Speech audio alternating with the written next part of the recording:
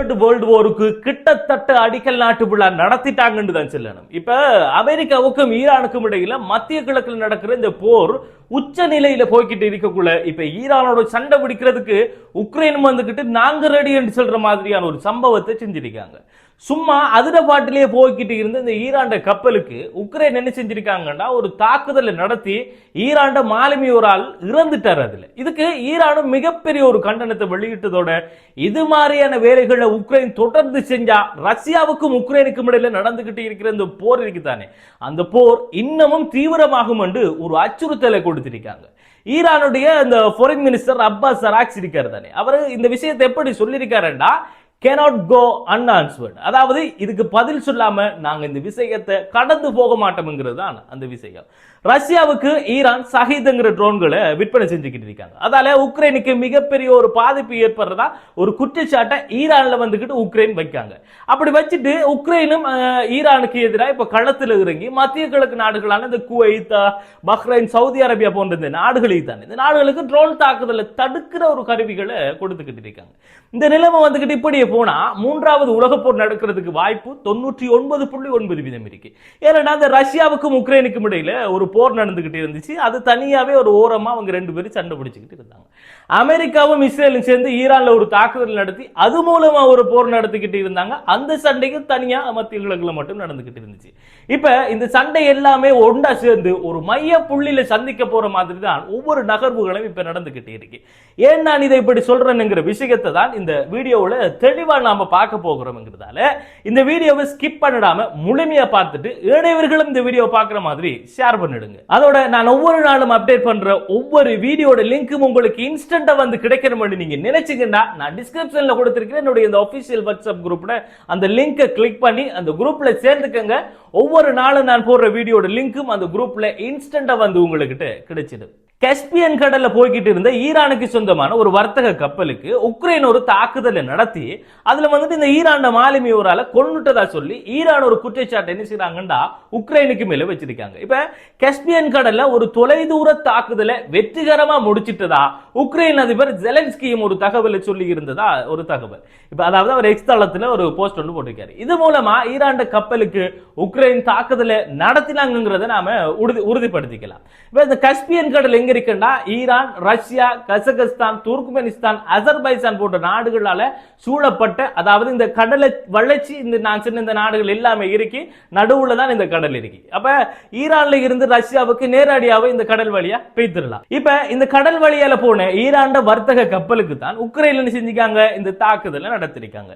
எதுக்காக இந்த தாக்குதலை இவங்க செஞ்சாங்கன்னா ரஷ்யாவுக்கும் உக்ரைனுக்கும் இடையில ஒரு சண்டை மிச்ச நாளா போய்கிட்டு இருக்கு. இப்ப ரஷ்யா உக்ரைன்ல நடத்துற இந்த தாக்குதலுக்கு மெயினா யூஸ் பண்ற ஆயுதம் என்னன்னு சொல்லி நாம பார்த்தோம்னா ஈரான்ல உற்பத்தி செய்யற ஷஹீத்ங்கிற ஒரு வகையான ட்ரோன் தான்.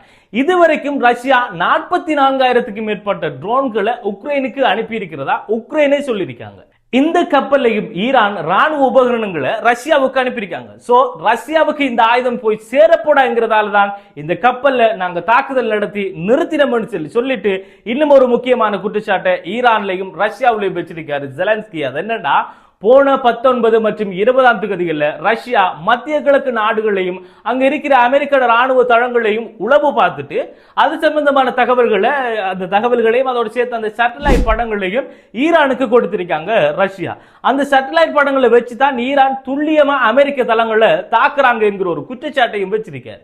இப்ப இந்த குற்றச்சாட்டு எல்லாமே ஜெலன்ஸ்கி சைட்ல இருந்து வைக்கப்பட்டதுதான். இப்ப இதுக்கு ஈரான் என்ன பதில் சொல்றாங்கன்னா கஸ்பியன் கடல்ல போய்கிட்டு இருந்து எங்களோட வர்த்தக கப்பலுக்கு உக்ரைன் தாக்குதல் நடத்தினது இந்த ஐக்கிய நாடுகள் சாசனத்தின்படி ஒரு தவறான செயல். இது சாதாரணமான ஒரு தாக்குதல் இல்ல, இது விரோதம் நிறைஞ்ச ஒரு தாக்குதல். இந்த செயலுக்கு இந்த குற்றத்தை செஞ்சவங்களும் அந்த குற்றத்தை செய்ய தூண்டினவங்களும் பொறுப்பேற்க வேண்டி வரும். அது மட்டும் இல்லாம இந்த தாக்குதல் திரும்பியும் தொடர்ந்துச்சுண்டா ரஷ்யாவுக்கும் உக்ரைனுக்கும் இடையில நடந்துகிட்டு இருக்கிற இந்த போர் உச்ச நிலைக்கு போகும் என்கிற ஒரு அச்சுறுத்தலையும் கொடுத்திருக்காங்க.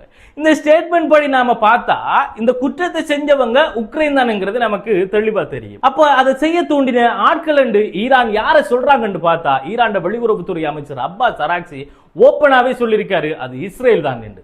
இஸ்ரேல் ஈரான்ல தொடங்கி வச்ச இந்த போருக்குள்ள இப்ப ஐரோப்பிய நாடுகளை ஒண்டா சேர்க்கணும் என்கிறது தான் நெத்தன்யாகுட மிகப்பெரிய ஒரு திட்டம்.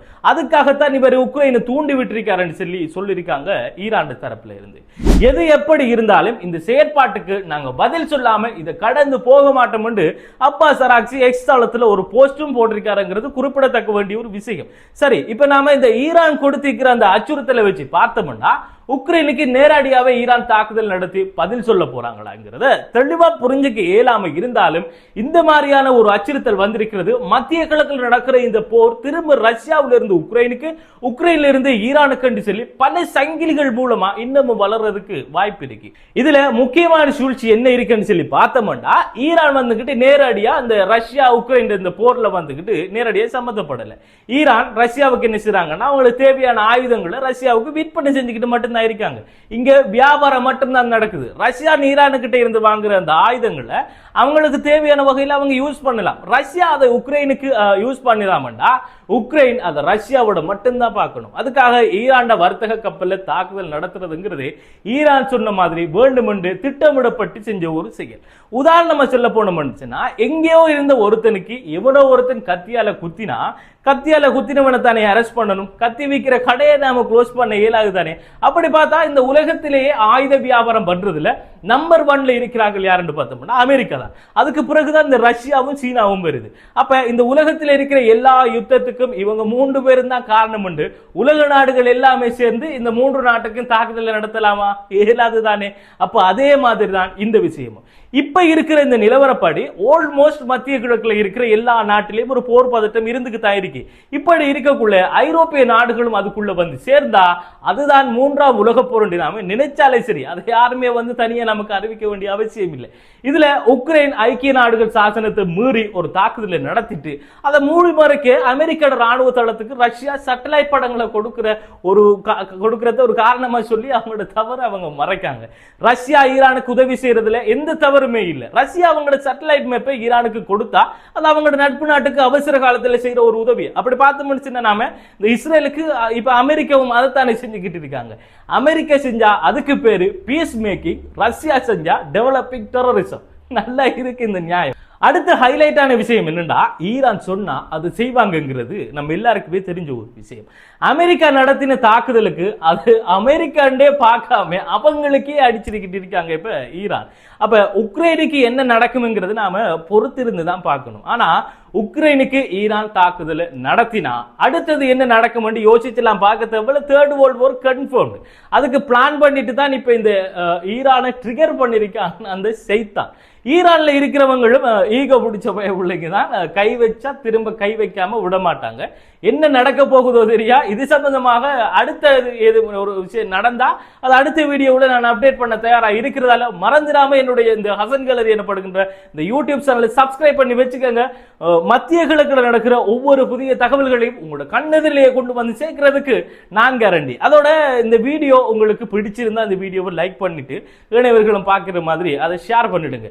அடுத்ததா வந்துகிட்டு நான் போடுற ஒவ்வொரு வீடியோட அப்டேட்டும் உங்களுக்கு இன்ஸ்டன்டா வந்து கிடைக்கணும்னா நான் டிஸ்கிரிப்ஷன்ல கொடுத்திருக்கிறேன் என்னுடைய அந்த official WhatsApp group link click பண்ணி அந்த குரூப்ல சேர்ந்துக்கங்க. மறந்துடாம ஒவ்வொரு நாளும் நான் போடுற வீடியோட லிங்க் அந்த குரூப்ல இன்ஸ்டன்டா அப்டேட் பண்ணிடுவேங்கிறத சொல்லிட்டு இந்த வீடியோவில் இருந்து விடைபெறுவது அப்துல் லத்தீப் ஹசன் நிஸ்பி.